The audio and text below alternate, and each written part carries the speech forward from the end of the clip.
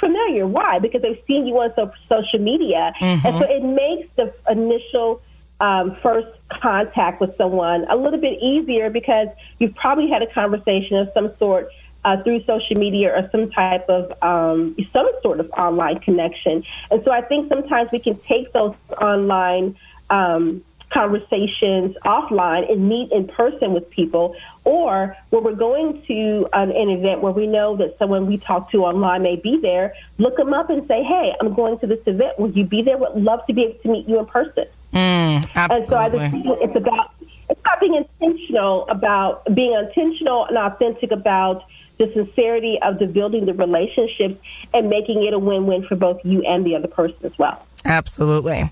You are listening to Our Voices. My name is Natasha Nurse. More with my guest, Sherry Sims, career strategist, leader, influencer, and founder of Black Career Women's Network, next on the Voice of Nassau Community College, 90.3 WHPC.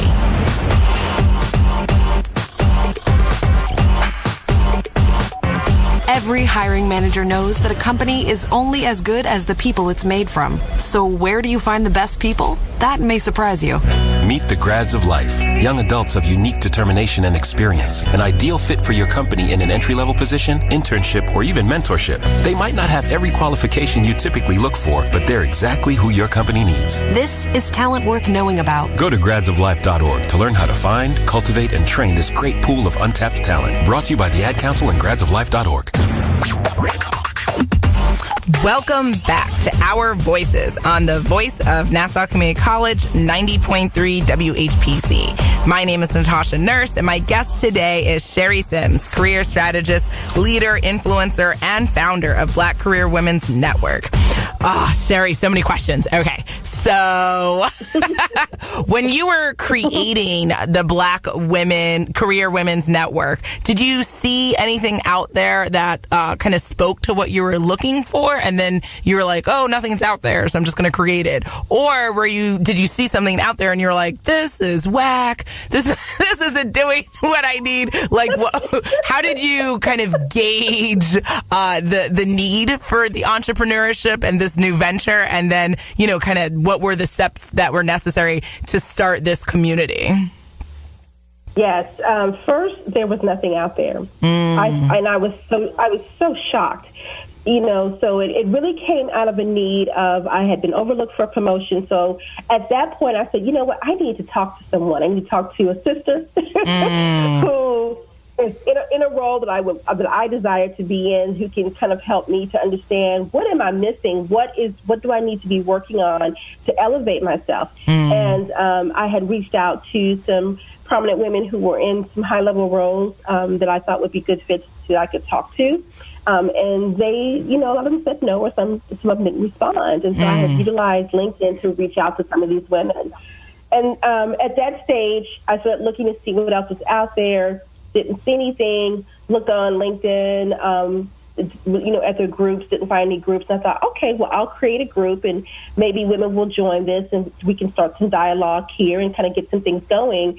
And so I created this LinkedIn group, and I was so excited about it. And then it said, okay, please name your group. And I thought, what am I going to name this group? I don't know what to name it. I was stuck. And then, of course, came up with the name, and then was very excited about the opportunities or possibility of having some dialogue with other professional women, and no one joined. It was crickets, Natasha. No one was joining. And so I decided to just ignore it. I said, forget it. Went on with life. Relocated to Cincinnati a couple of years later. Still continuing on with my career in HR. And then once I relocated, about 3 months into my position, I sat down at my desk one day and said, I don't want to do this anymore. I just don't want to do it. I'm tired of it. And I thought, what else can I do? How can I take this experience and use it in a different way? And, things kind of started transpiring. And then I think for me, this is always, to me, the twist of fate that happened. I was not supposed to go and work a job fair. And the person who was supposed to work it called in sick, and they wanted me to do it. I reluctantly did it with sister girl attitude. I really did. And okay.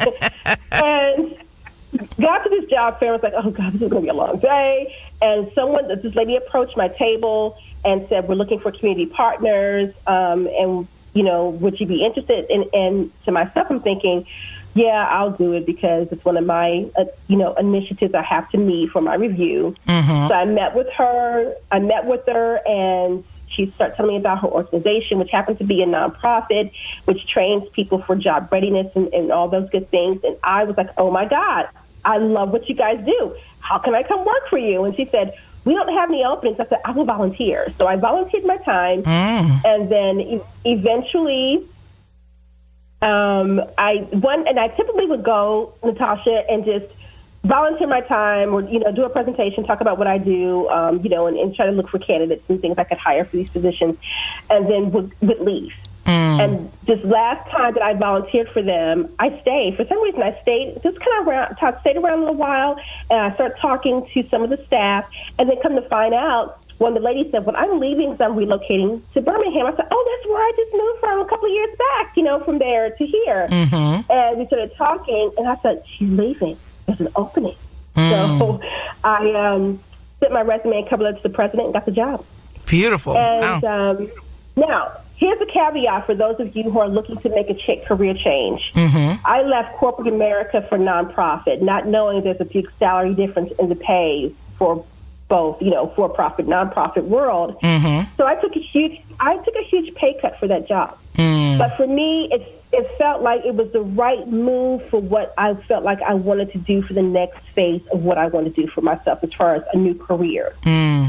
So I tell people, do not be afraid to take a job for less money, because you never know how much that job can elevate you and discovering skill sets that you didn't even know you had, and really put you in a true place of purpose. And that's what making that decision did for me. Okay, gotcha. It put me on that path, but it also put me on the path to eventually to entrepreneurship, which was never on the radar in the beginning. Okay. And what would you say along this journey of working for other people, working for yourself, what has been either the biggest lessons or many of the, what lessons have really transpired from your personal and professional journey through, the Black Career Women's Network? As far as entrepreneurship is concerned, I think there's definitely a mindset that needs to happen. In order for me to do this, what I call, this is my purpose work. So in order for me to do my purpose work the way that I wanted to, I had to make that decision. Do I stay in these roles, or do I move on to becoming an entrepreneur? And I made the decision. Now, what I will tell people who are listening is that if you're gaining any kind of corporate America skills, not all those skills will be beneficial for you as an entrepreneur. So you have to look at who you are as overall. Your natural ability to grind. If you have a great work ethic, yes, that will carry over into entrepreneurship. But you also have to have your emotional stability needs to be. You need to might do a little check on that checklist to make sure it's okay, because it can get tough. It can get tough. Yes.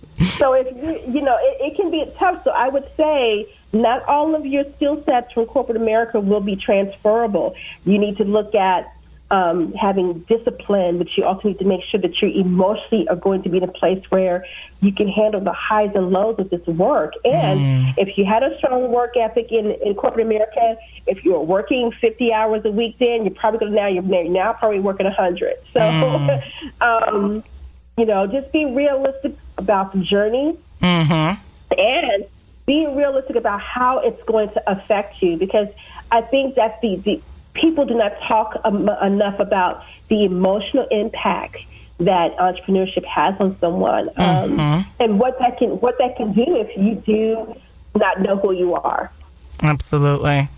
You are listening to Our Voices on the Voice of Nassau Community College 90.3 WHPC. My name is Natasha Nurse, and my guest today is Sherry Sims, career strategist, leader, influencer, and founder of Black Career Women's Network.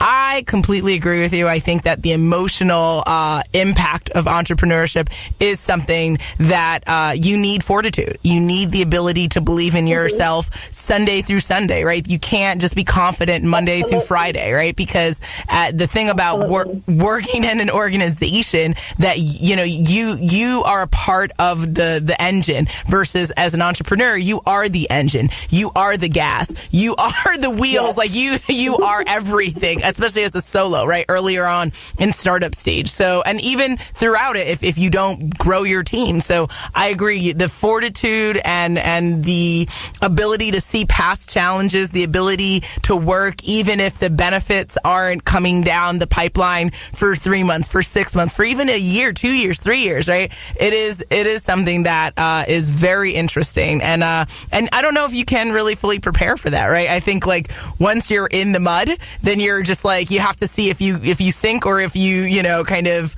if you can fight through it, which is fascinating.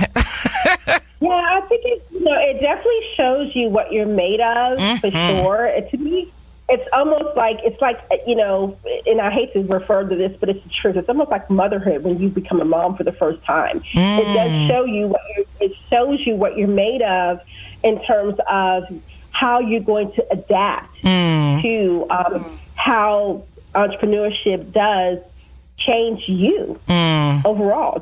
Just like, you know, and that's why I refer to motherhood, because motherhood does change you, so does entrepreneurship, and not in a bad way, right? It will bring out those things that are necessary for you to really hone in to think distinctively on how, really making you successful in your own, you know, in your own way. And again, it's about making sure that you find a support system as an entrepreneur as well. Finding a mentor, you know, if as an entrepreneur is important too, or finding someone that you can cry to or share your successes with. Yep. You know, or someone who can help to, you know, pull your collar back from about to fall off the cliff. I mean, you need that. And so the same way you would if you were working a 9 to 5. And so you've got to remember that do not try to go it alone. Surround yourself by people who understand the journey of what it means to be an entrepreneur.